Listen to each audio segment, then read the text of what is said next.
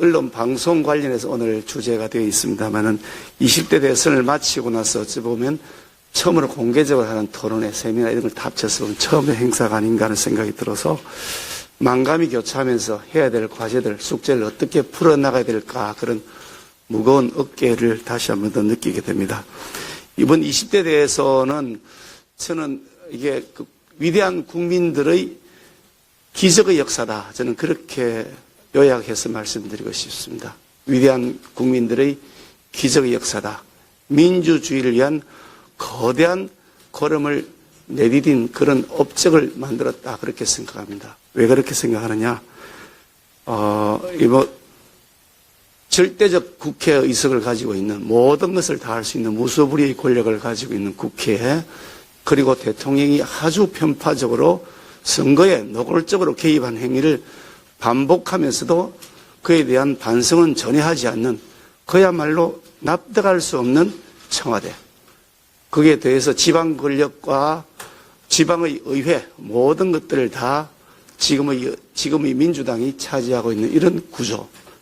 거기에서 예산을 가지고서 선거의 매표 행위를 반복적으로 해야 되는 이런 무책임한 여당.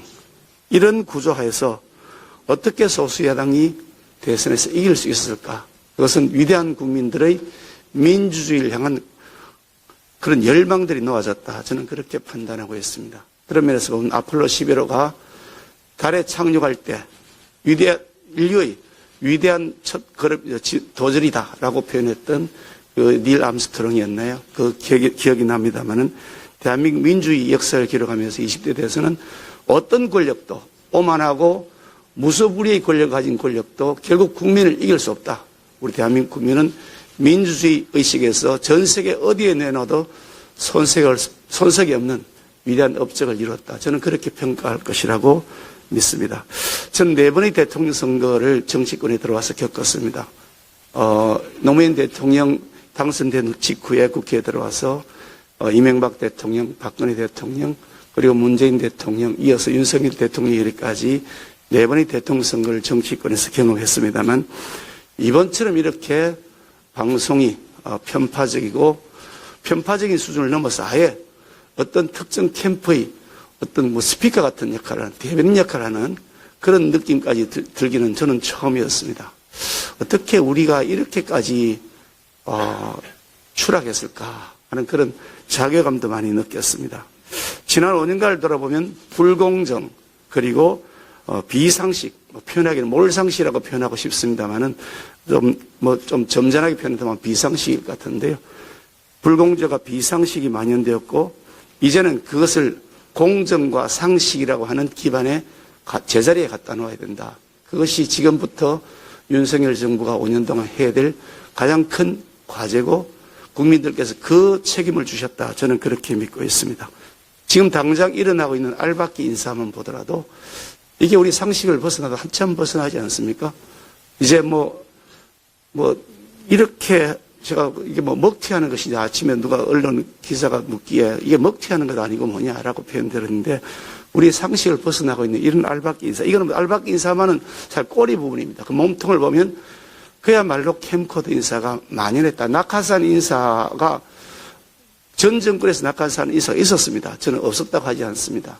전 정권에 낙하산 인사가 있었다고 했는데 현 정부는 들어오면서 낙하산 인사를 하지 않겠다라고 했는데 온 비공수부대, 공수부대 표현은 적절하지 않은 것 같습니다. 낙하산 부대가 아닌 것마저도 이제 낙하산 부대로 만들어버렸다. 그래서 온 동네에 그야말로 편파 인사가 만연해버렸다. 수사기관은 종속할 대로 종속돼서 바람이 불기도 전에 먼저 들어눕는 것부터 하도록 만들었다. 그리고 심지어 대법원과 사법부마저도 완전히 권력 편향적인 인사들로 가득 채워서 납득할 수 없는 상식이 통하지 않는, 거짓말을 했는데 허위사실 유포는 아니다라고 하는 상식이 통하지 않는 판결을 해야 되는 이런 사법부를 만들어 놓았다. 거기에 대해서 청와대가 모든 권력을 다 독차지하고 행정각부는 유명무실화되어서 그냥 시키면 시킨 대로 하는 그런 부서가 되어버리고 청와대가 모든 것을 좌지우지하는 이런 형태의 잘못 왜곡된 정치 구조를 이 문재인 정권 5년에 만들었기 때문에 이 업보들 이제는 청산하고 공정과 상식의 기반 위에 다시 대한민국의 민주주의를 회복해야 되는 과제가 있다. 저는 그렇게 믿고 있습니다. 그 과제 중에 하나가 바로 언론이고 그중에 특히 방송 분야입니다.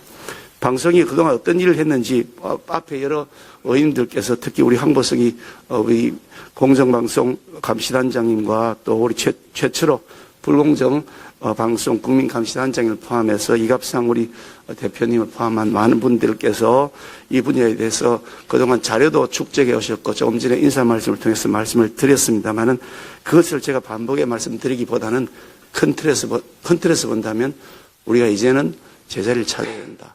더 이상 일탈한 형태로 이 대한민국 호가 굴러가게 할 수 없다. 그런 역사적 책임감을 저는 느끼고 있고 그것을 이번 윤석열 정부 내에 꼭 완성했으면 좋겠다 하는 욕심도 가지고 있습니다. 그래서 방송은 방송의 영역에서 저희들이 지금 뭐 야당하다가 여당이 되었습니다만 우리 국민의힘이 영구히 집권해야 된다라고 얘기하지 않습니다. 저는 그렇게 된다면 그것 또한 대한민국의 불행이 될 것이라고 생각합니다. 어느 정당이든 국민의 심판에 냉정하게 직면할 수 있도록 국민을 의식하고 가야 되는 것이다. 때로는 바뀌기도 하고 때로는 다시 집권하기도 하고 하면서 그것이 민주주의를 위한 건전한 방향으로 가게 될 것이라고 보는데 방송도 마찬가지로 이제 더 이상 권력 편향적인 모습에서 벗어나서 저희들이 비록 여당이 되었습니다만 여당의 눈치도 보지 말고 야당의 눈치도 보지 말고 언론이 정말 권력에 대한 견제와 균형, 건전한 비판의 역할을 하면서 국민들에게 올바른 길을 갈 수 있도록 정보를 제공할 수 있다면 그것이 윤석열 정부 5년 동안 해야 될 과제고 반드시 그 과제가 결실로 이어질 수 있도록 하는데 제가 가진 미력한 힘이나마 보태겠다는 말씀 드리면서 함께해 주신 분들 특히 우리 최철호 대표님을 비롯해서 이갑상 대표님도 마찬가지입니다만 시민사회단체에서 열심히 도와주셔서 너무 감사드리고요. 어려운 여건 가운데 우리 박대출 의원님 제가 신부도 많이 시키고 그렇게 했습니다만 앞장서 일해주셨고 우리 마찬가지로 우리 그 박성준 간사님도 마찬가지고 우리 황보성님도 마찬가지고요. 우리 김영식 의원님 또 함께 계신 김성수 의원님 다 앞장서셔서 감사 말씀드립니다. 앞으로도 저희들에게 주어진 숙제를 잘 해나갈 수 있도록 하겠습니다. 고맙습니다.